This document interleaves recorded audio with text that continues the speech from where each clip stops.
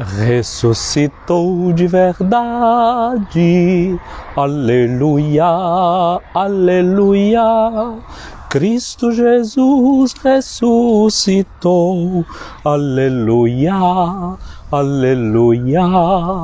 Ressuscitou de verdade. Aleluia, aleluia. Cristo Jesus ressuscitou. Aleluia, aleluia. Ressuscitou de verdade. Aleluia, aleluia. Cristo Jesus ressuscitou. Aleluia, aleluia. Minha irmã, meu irmão, graça e paz da parte de Deus a você que acompanha diariamente a nossa meditação sobre a Palavra de Deus no Santo Evangelho, aqui nesta nossa página do Instagram e também na nossa página do Facebook, no nosso canal do Facebook, o canal Boa Notícia. O canal Boa Notícia, como a gente diz, ele quer que a vida ganhe o sabor do Evangelho. Evangelho é uma palavra que significa boa notícia. O primeiro a usar essa palavra para aplicar a verdade de Jesus, a vida de Jesus, foi o evangelista Marcos. Marcos escreve um relato sobre tudo que aconteceu na vida de Jesus e o chama de Evangelho. A palavra Evangelho ela era utilizada fora do contexto da igreja, não é uma palavra que nasce com a igreja, não.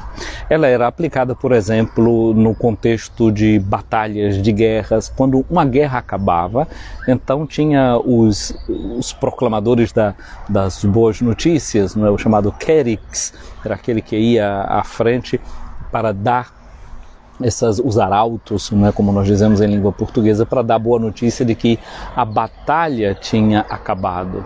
Já pensou uma boa notícia como se a gente acordasse hoje e tivesse estampado em todos os jornais do mundo que a pandemia do coronavírus chegou ao fim? Seria um evangelho, uma boa notícia. Uma outra forma em que a palavra evangelho era utilizada era quando, por exemplo, nascia o sucessor do imperador, o filho do imperador, alguém que ia suceder o outro no trono. Aquilo era uma boa notícia porque significava que o trono estava estabilizado, estava garantido. Então a família real se sentia segura porque tem um herdeiro para o trono. Porém, dar a boa notícia de um nascimento é uma coisa normal, digamos assim, porque todo ser humano nasce, cresce, morre. Mas acontece que a boa nova, que é o Evangelho de Jesus Cristo, não é simplesmente a boa nova do seu nascimento, é a boa nova da sua ressurreição. Que ele por nós sofreu, morreu e ressuscitou. Essa é a boa notícia que deve ser espalhada para o mundo. Ora, esse era o centro da pregação do Evangelho da Igreja. Não é que primeiro começou a ter coisa escrita. Primeiro o Evangelho é uma questão oral, ela é uma proclamação, é uma fala, é uma pregação. Depois é que tudo isso vai ser escrito. E a pregação inicial era essa, que Jesus morreu, ressuscitou por nós. E as pessoas ouviam isso. E depois, quando isso vai ser escrito, então se faz toda uma introdução. Marcos, por exemplo, começa falando da pregação dele, do batismo dele, das curas que ele fez. Mas tudo isso vai servindo de uma introdução para chegar neste ponto. Ele morreu e ressuscitou por nós. Agora aqui tem um fato que é muito interessante, é que quando essa notícia é dada aos discípulos, o que é que acontece? A gente volta já já a falar disso. Olhemos para o dia de hoje, o dia de sábado. O evangelho de hoje é o Evangelho de Marcos, no capítulo 16, versículos de 9 a 15. E diz que depois de ressuscitar, na madrugada do primeiro dia após o sábado, Jesus apareceu primeiro a Maria Madalena. Para nós hoje o dia começa no coração da noite, né? À meia-noite, para nós começa o dia, 0 hora, começa ali, meia-noite. Para os judeus, o dia não começa à meia-noite, o dia começava com o pôr do sol. Então ali por volta das 17, 18 horas, quando o sol se punha e aparece a estrela vespertina, ali começava o novo dia. Portanto, era no entardecer de um dia que começa o outro. Portanto, no entardecer da sexta-feira da Paixão, o pôr do sol da sexta, começava o sábado. Jesus foi enterrado ainda antes do pôr do sol, porque precisava ser enterrado na sexta, porque no sábado os judeus não faziam nenhum tipo de trabalho pesado. E significa dizer também que o domingo começava, não a partir da meia-noite, mas o domingo começava no sábado, a partir do pôr do sol. Já era domingo. Então aqui é interessante essa nota que diz: depois de ressuscitar na madrugada do primeiro dia após o sábado, então na madrugada desse primeiro dia após o sábado, o primeiro dia da semana, que hoje nós chamamos de domingo. Domingo significa dies dominica, dia do Senhor. E passou a ter esse nome porque nós proclamamos que Jesus ressuscitado é Senhor. Por isso o domingo é o dia dele, porque foi o dia em que ele ressuscitou. E nós dizemos com o salmista no Salmo 117, 118, este é o dia que o Senhor fez para nós. E presta atenção, como tem uma coisa que é interessante na língua portuguesa. A gente diz domingo, e depois a gente diz segunda-feira, terça-feira, quarta-feira, quinta-feira, a gente começa dizendo segunda. Ora, se a gente diz que uma coisa é segunda, é porque teve uma que foi a primeira. Então qual é a primeira feira? É o domingo. A palavra feira vem do latim feriae, feriarum, de onde dá, por exemplo, a palavra férias para nós em língua portuguesa, mas é uma palavra que significa festa, festa. Portanto, a primeira festa é o domingo. Então, segunda-feira significa segunda festa, terça festa, quarta festa. Por quê? Toda a semana passa para nós cristãos a ser uma festa por causa da ressurreição de Jesus. Esta é a grande festa para nós, a grande alegria que nós recebemos porque Jesus ressuscitou. Isso para nós é festivo, isto é para nós um motivo de alegria, motivo de gratidão. E então, a partir do domingo, toda a semana ganha para nós tom de festa. Ou seja, o tempo para nós vira uma festa porque Jesus ressuscitou. E o dia que o Senhor fez para nós não é apenas aquele dia, o domingo, é o tempo inteiro agora, está cheio da presença de Jesus ressuscitado. Aquele dia no qual Jesus passou na sepultura, o dia do sábado, tem uma nota especial para nós cristãos católicos. Nós o celebramos como um dia mariano, como um dia em que particularmente nós recordamos Maria, a mãe de Jesus. E por qual motivo? Por um motivo muito simples. O sábado, aquele dia em que Jesus passou no túmulo, que um dia que não se podia fazer nada, aquele dia os discípulos estavam com medo, os discípulos estavam fugidos, com medo de acontecer com eles o que tinha acontecido com Jesus. Mas tem uma pessoa que naquele sábado se comportou de uma forma bem diferente. E sabe quem foi? Maria, a mãe de Jesus. O Evangelho diz que Maria guardava no seu coração tudo o que Jesus fazia, tudo o que Jesus dizia e o que as pessoas também diziam a respeito de Jesus. Portanto, Maria se recordava muito bem, a memória, aquilo que Jesus tinha dito, que ele ressuscitaria ao terceiro dia. Maria não se esqueceu disso, ela não se esquecia de nada do que Jesus dizia. E ela conservou no seu coração essa certeza da ressurreição. Portanto, no sábado é o dia em que a gente recorda que Maria manteve viva a memória da esperança da ressurreição. Ela estava esperando. Santo Agostinho diz que Maria, antes de gerar Jesus no seu ventre, ela gerou Jesus no seu coração.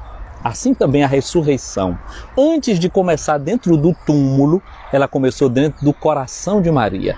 Assim como a terra guardou o corpo de Jesus nas suas entranhas, Maria tinha guardado o corpo de Jesus também no seu ventre, nas suas entranhas.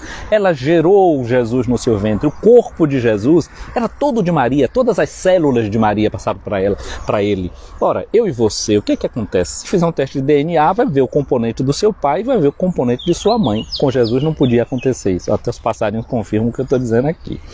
Então, em Jesus tudo era de Maria. Aquele corpo que depois ressuscita, é corpo, todas as células, tudo foi transmitido ali de Maria. Entre o corpo de Jesus e o corpo de Maria havia uma grande comunhão. Portanto, havia uma grande comunhão com aquilo que estava acontecendo lá no túmulo, aquele corpo que não podia ser corrompido, que não podia ser destruído, aquele grão de trigo que tinha caído na terra para germinar vida nova.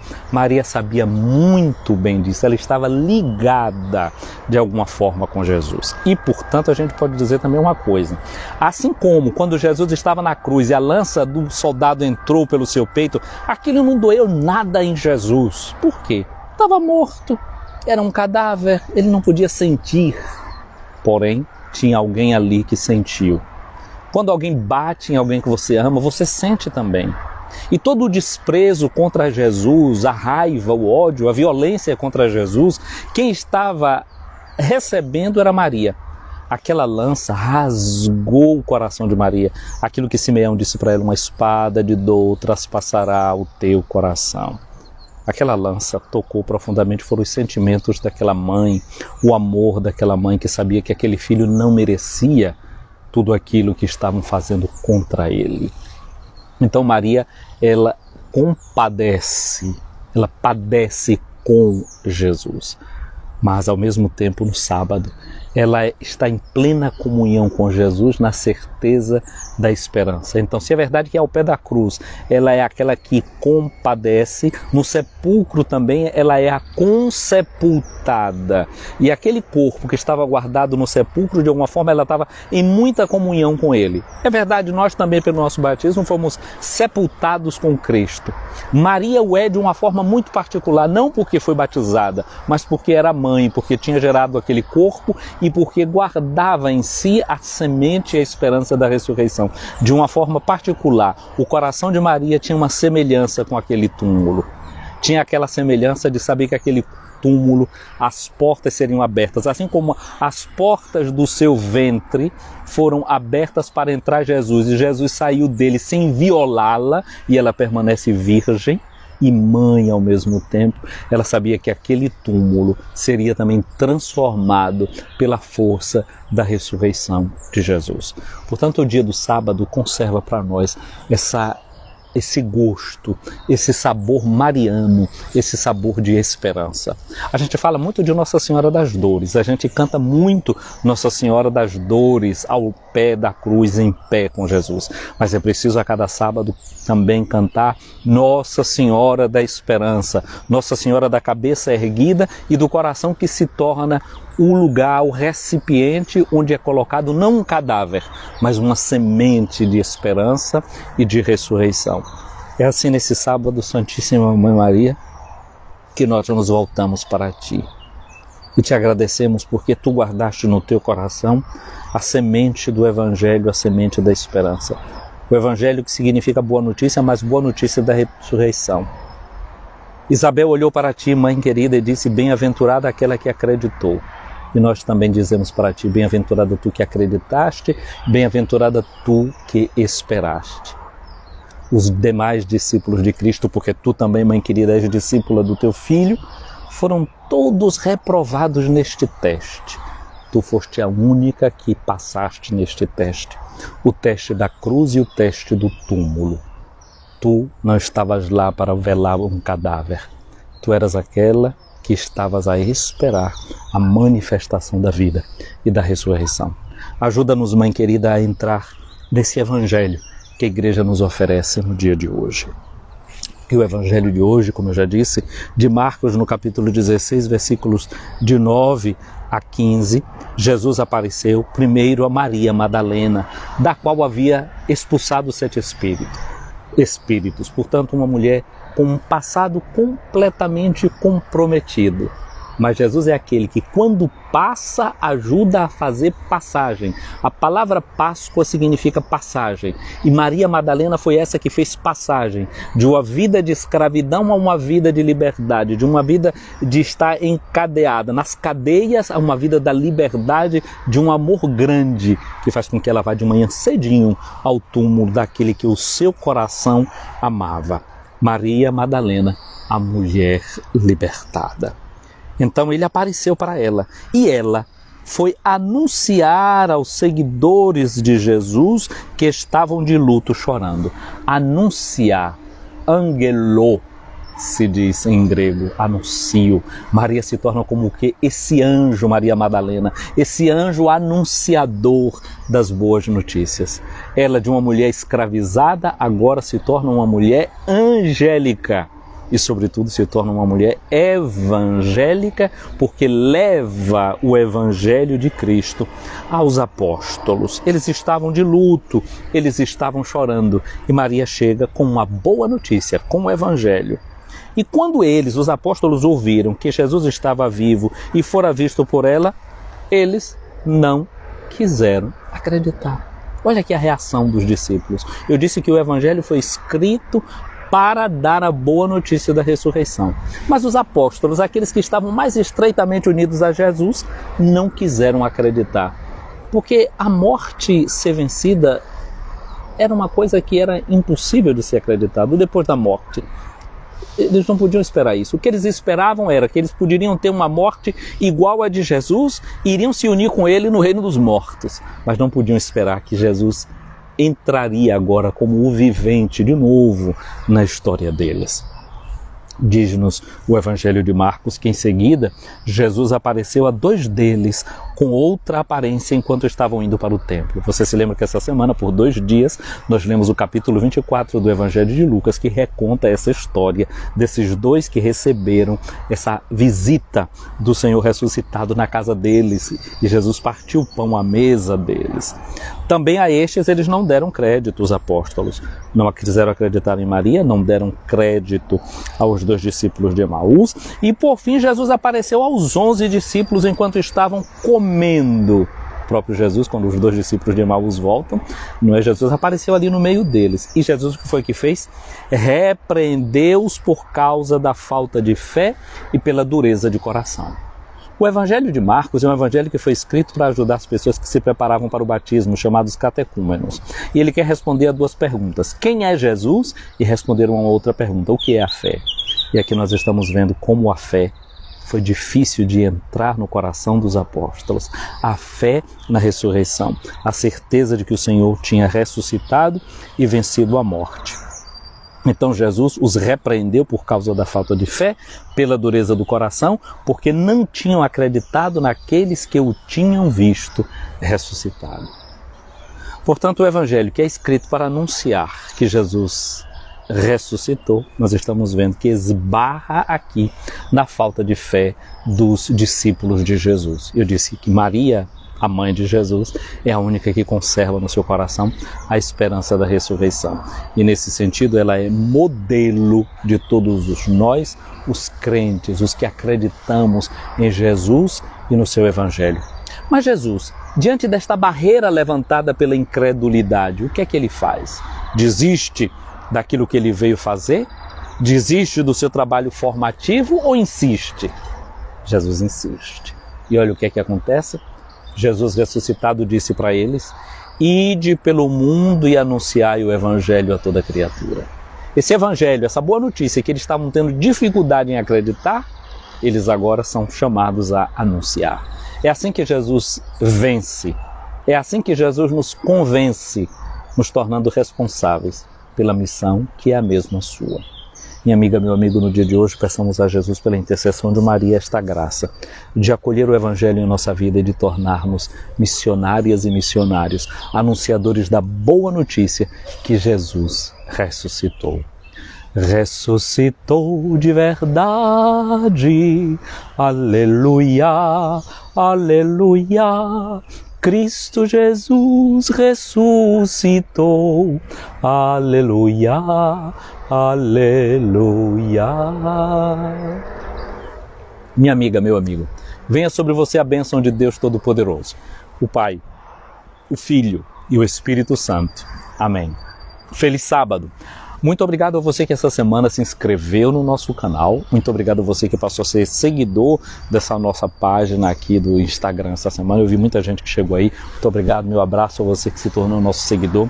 Se esses vídeos ajudam a você, vai, curte, compartilha e a gente vai ajudando essa boa nova que Jesus nos mandou hoje anunciar, chegar também a outras pessoas. Esse é o modo que eu encontro agora de fazer esse meu serviço, anunciar o Evangelho que Jesus me mandou anunciar. Faz você também a sua parte, porque se você colabora com a obra da evangelização, a recompensa é de um evangelizador. Um dia feliz para você. Fica com Deus.